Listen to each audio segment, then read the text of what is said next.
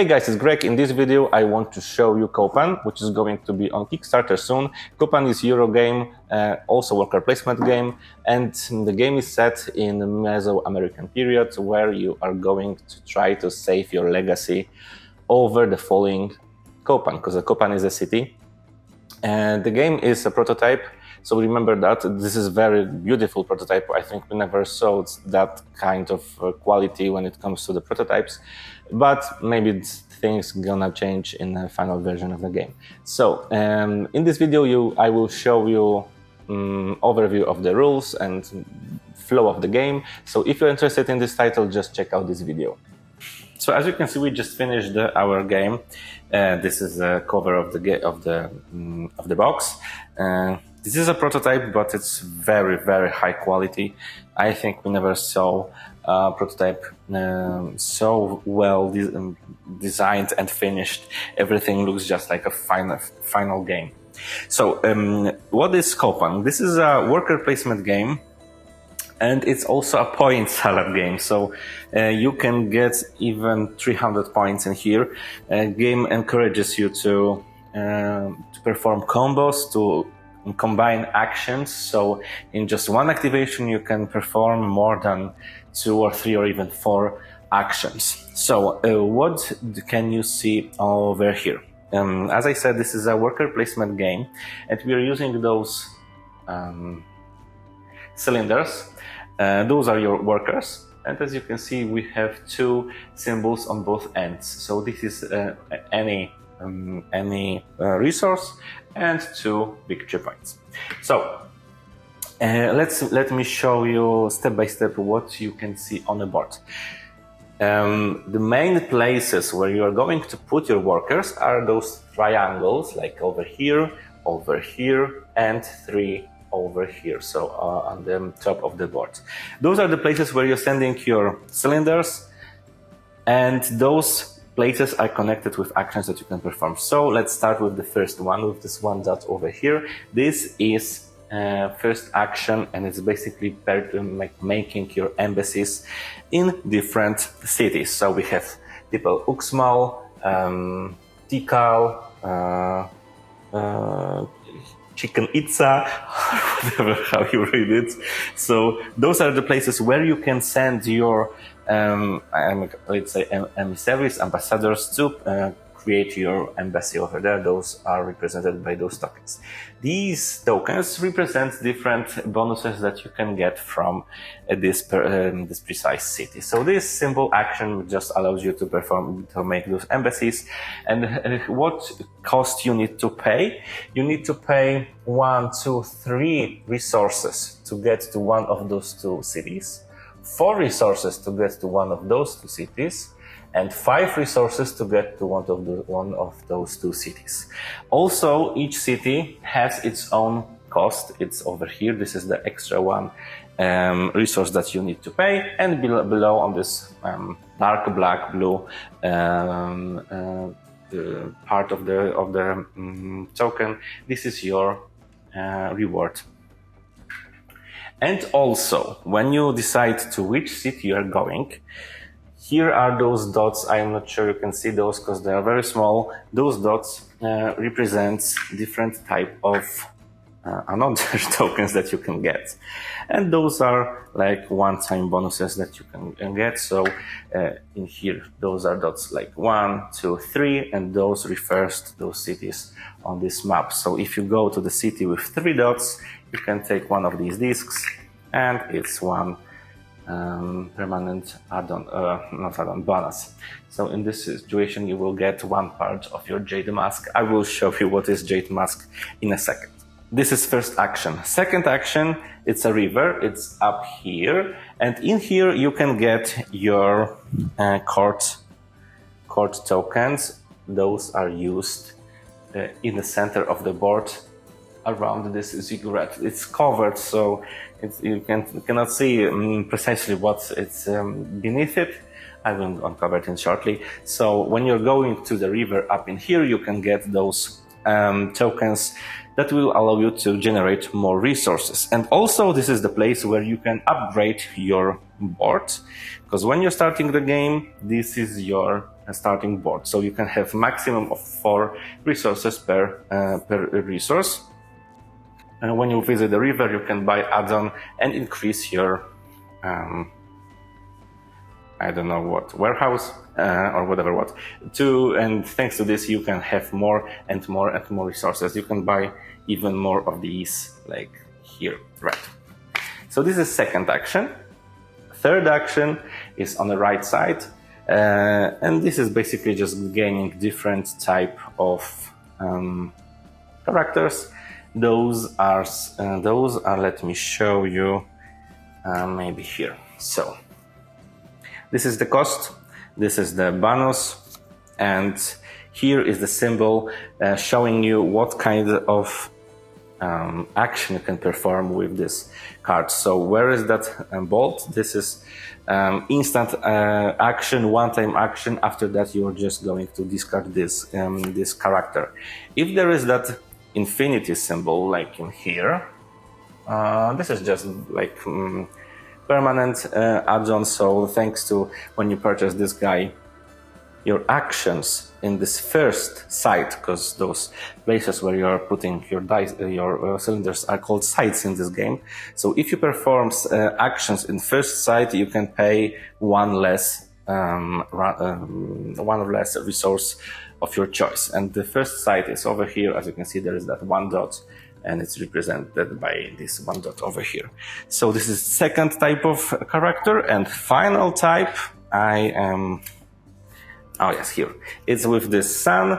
It's like pointing at the end of the game. So this one is used to score more points.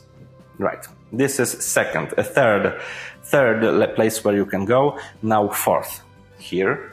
This one refers to the ziggurat in here. I'm gonna take one of these cards.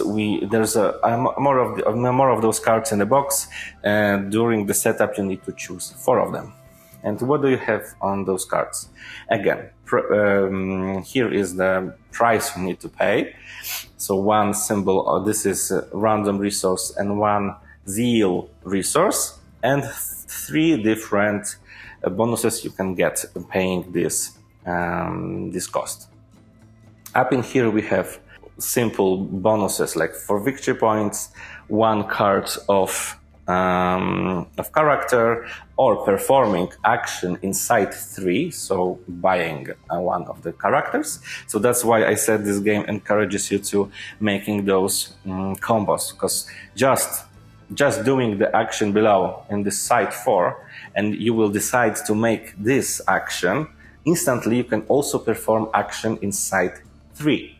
And if you get the card, maybe there is some kind of card, yes, for example, this one. If you would decide to take this card, this is instant card, and you would play it, you can perform action from side 5th, so from this side. I'm not told you about this yet, with a discount of 3 resources of your choice. So doing one action, you can perform basically 3. That's why I said this game encourages you to make those combos. Right, so, and those symbols over here represents how many steps you can perform on a ziggurat. So these metals represent your priests, and those priests are just going up on those stairs, because the lower you are, the worst score you can get. In this situation, for example, if your priest would be on the first stair over here, you would get -2 points per jade mask element you have. So you want to go to the center, because this is the only way that you will score points. If you are on the bottom of the ziggurat, you will lose points. So this is, and the dots over here represents how many steps you can perform. So 1 step, 2 steps, 3 steps. All those steps must be performed by one priest. Right. So this is this fourth action. I mean the site where you can perform action. And finally, 5th site is over here. And here you can buy those colorful cards. There's more of them. I'm gonna show you. So you can, as you can see, we have a lot of them, and only the color is important here. So when you visit this location, you can decide to which row of cards you want to purchase. And you will get 1, 2, or 3 cards, and also 3, 2, or 1 step on a ziggurat. So more cards, less steps, less cards, more steps. And how you can, what's the point of those cards? In here, you have those 2 tables. And this is the way to build your beautiful jade mask. It's basically, as you can see, I don't want to destroy it. You can use it to, you are using those cards to purchase elements of your jade mask to make it whole, get instant and one-time bonuses. And if you finish the jade mask, also 10 victory points. And how are you using this? So let's say, for example, you have cards like these. This is your hand of cards. So those are 4 cards, and each of those colors are different. So you need to check the table where we have 4 cards and each of them is different. So basically you can get 2 parts of your jade mask and also 1 extra action of your choice. So again, another encouragement to perform additional action. If those cards would be the same color, so for example, we have 4 cards and all of them are this yellow, you are checking this table, so all 4 cards are yellow. I can take 4 jade elements and I can perform 1 of those actions on the side with discount of 2 resources. So this is the fifth and final site where you can go and perform actions. And this is the phase of, this is the action phase. So you're going there and performing things. But before the action phase, there's also a card phase. And this is the moment where you are using those tokens like here. And those tokens are, as I said, obtained on a river up over here. So how this card phase works. Maybe I will use this example. So for example, I'm starting my turn. Each turn starts with this card phase, and I have this 1 token in my resources. So I need to place this token on any place on those 4 squares around the ziggurat, which is obviously empty. For example, I will put it over here. So it's like this. And that represents what kind of resources I can get. And I will get resources from my token and also from each adjacent token, but it must be orthogonally. It cannot be diagonally. So I would get 1 power, 1 zeal, 1 food, and 1 popularity. I think it's popularity. We have those tracks in here. I just want to take it. Yeah, we have those tracks, and now I think I should get the green one because I am using this green token as an example. So we have those tracks, and those tracks uses those black cubes to track how many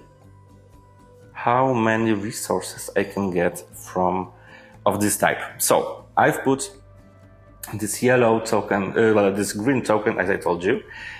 I need, every time I'm putting some kind of token, in this example green, I need to move by 1 this cube.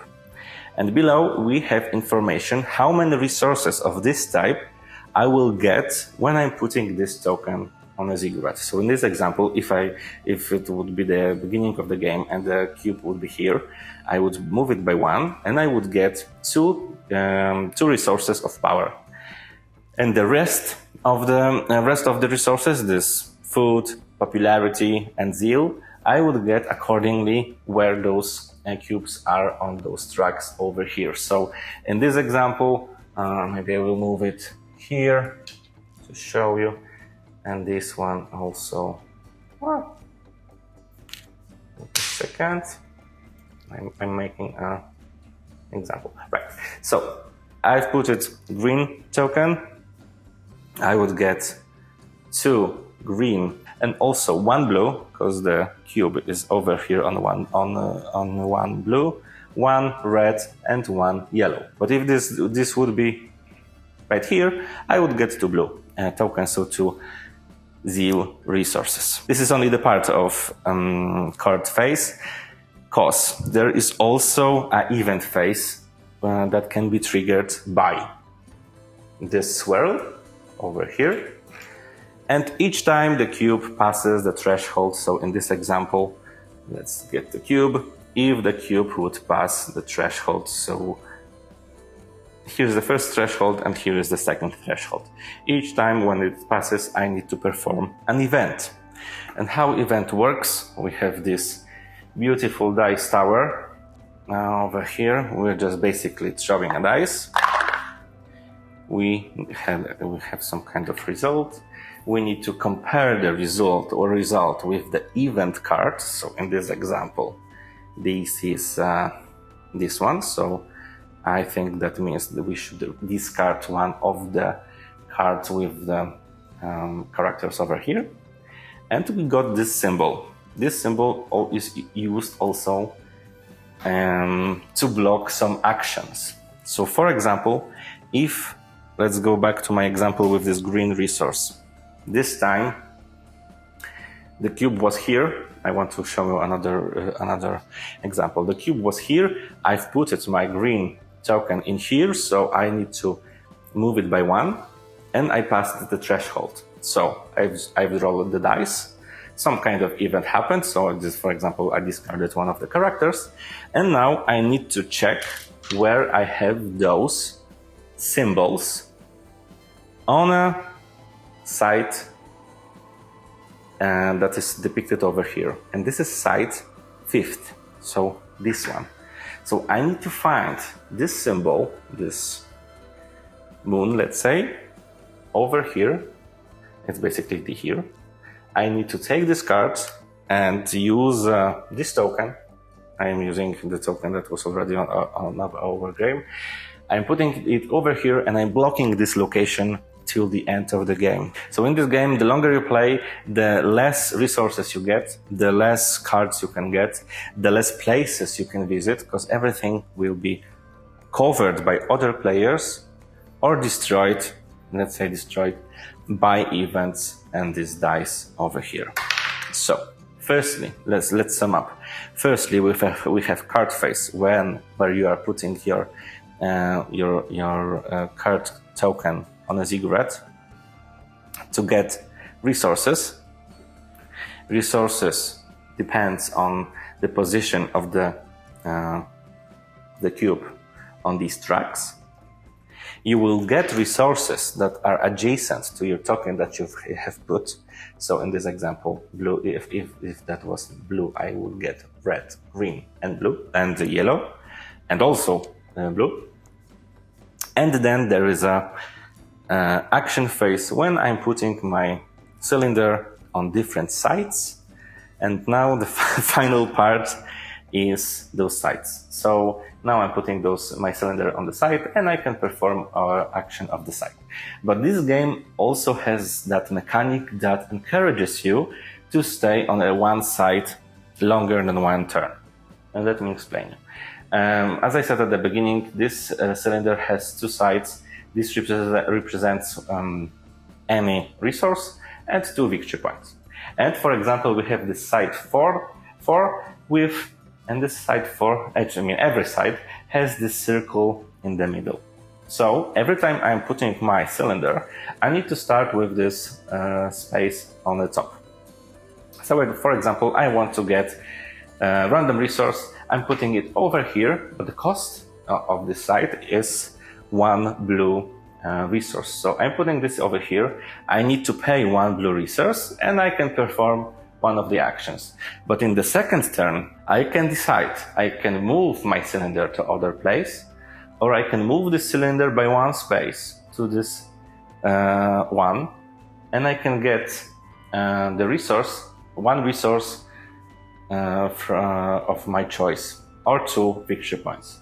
If I would decide to spend 3 rounds on this side 4, I would get 2 resources of my choice, or 4 victory points. Same situation is with side 5th, but this time we need to spend 1 green resource. And I think the only side where you don't have to pay anything is side 2 with the river. In here you can only get bonuses. There's no extra costs that you need to pay. And this is the game. As I said, there is a lot of points in here that you can get. It's point salad game. For example, when your priests are in the middle of the ziggurat, I'm going to take them off. You can get 6 points for every extension of your player board. So each of this is 12 points, right? 6 and 6. Next, you can get 2 points for every piece of your jade mask. That's a lot. Next, you can get 40 points for having 6 NPCs. So basically you need to visit all of the cities. That's another 40 points. And what next? Also, we can get extra points from these characters. As I said, we have those characters that give you points at the end of the game. We can get 14 points if we are the first player that gets to the middle. And you can also get 2 points for every disc, your disc over here. You can get 2 points for every your disc over here. You can get these points, 10, 5, 2. There's a lot of points. There are also points below this, underneath this jade mask. That's how it looks like at the beginning. So a lot of resources. 4 points, 2 points, 2 points, another points that you can get. And we played 2-player games, so that's why a lot of the parts of the ziggurat are covered. But if you would like to play a game with 4 players, all those elements should be taken off. These parts, so this is where you can put your tokens. Here you can get additional to resources of your choice, and those whereas activates this event phase. And that's it.